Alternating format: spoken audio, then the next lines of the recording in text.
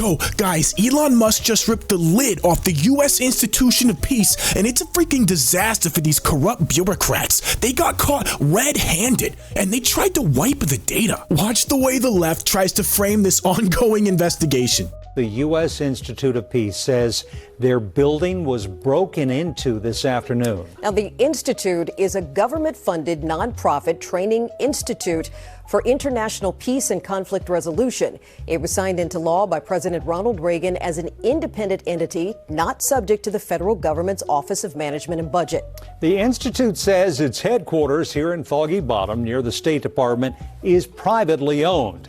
This afternoon, staff there called D.C. police after employees of Elon Musk's DOGE showed up.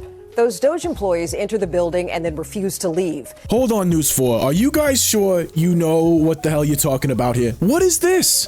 Resolution of the Board of Directors for the United States Institute of Peace. Removal of George E. Moose as president and appointment of Kenneth Jackson as acting president. Huh.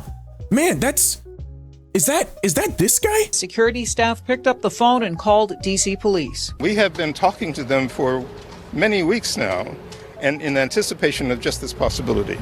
And also to remind them that we are a private, non-profit corporation. White House responds to fired president of the Institute of Peace who barricaded himself in the building as DOGE attempted to gain entry. You guys notice who is on the board of directors for the U.S. Institute of Peace?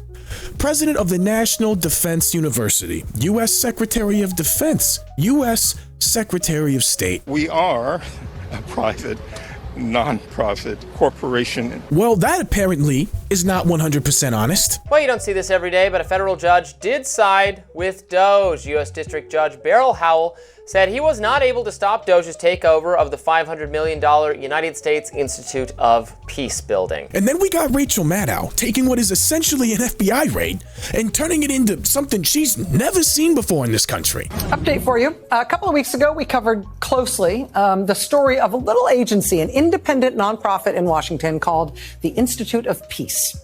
The so-called DOGE outfit, run by President Trump's top campaign donor, literally forced their way into this agency in an operation that reportedly involved the FBI, the State Department's Diplomatic Security Service, and a private security firm. Bizarrely, the U.S. Attorney's Office in Washington, D.C. also threatened the leaders of this Institute of Peace, threatened them with criminal investigation and criminal prosecution. They ultimately called in Washington's Metropolitan Police Force, who then physically evicted the staff of the Institute and handed the headquarters over to Elon Musk's so-called DOGE team. Wow, it's almost like there's some sort of multi-agency investigation going on. It's almost like they had a reason to raid them and gain access to the building. That is how they got inside. Well, now, new developments. Late Friday night, these people working for Trump's campaign donor, Elon Musk, they tried to fire basically all of the employees of this institute. 200 or 300 people all fired in the wee hours on Friday night. Now, see, she says it's DOGE that fired those employees. But wouldn't it just be DOGE communicating with the board of directors who has the right to either hire or fire these employees? Could it be possible that this Newsweek headline is related? Elon Musk says the Institute of Peace wiped a terabyte of data to cover crimes. Let's just put the chain of events together.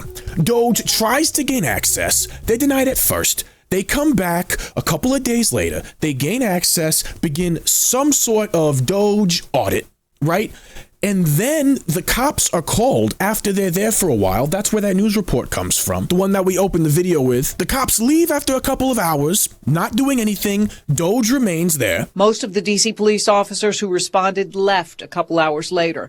The DOGE employees, says Ambassador Moose, remained in the building. Then the board of directors votes to fire the president of USIP. Then the FBI and other agencies, quote unquote, take over or raid the building. And now we're hearing reports of a terabyte of deleted data to cover up crimes coming from Elon Musk.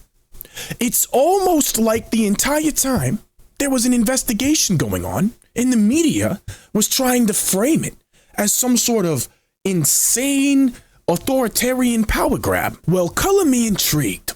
What was on that terabyte of data then? If all of this was so invested in distracting with a false narrative, what could possibly be in that terabyte of data? No. Elon Musk says that the United States Institute of Peace deleted a terabyte of financial data, linking them to funding the Taliban and Iraqi leaders, but he and the DOGE team were able to recover that data due to the agency's ineptitude with technology. And to that, Elon Musk responds, yup. Contracts included $132,000 for Afghanistan's former chief of protocol and a former Taliban member, and a staggering $1.3 million to the Al-Taliban Iraqi League for Youth. And you might be saying, hey, we're de-radicalizing the youth. We're helping the moderates retain power out there. And to that, I will respond with, this is Iraq in the 50s and 60s. This was Iraq in the 70s. They don't need our de-radicalization efforts, okay? I think our de-radicalization efforts have done enough damage already as it stands. And it looks like the USIP is an extension of the exact same foreign intervention that USAID was all about. And I bet you they're finding the same level of corruption right now. I just wanted to break through the mainstream media narratives on this, man, because they're being so dishonest. I appreciate you guys for joining me. You rock, and I'll see you on the next one.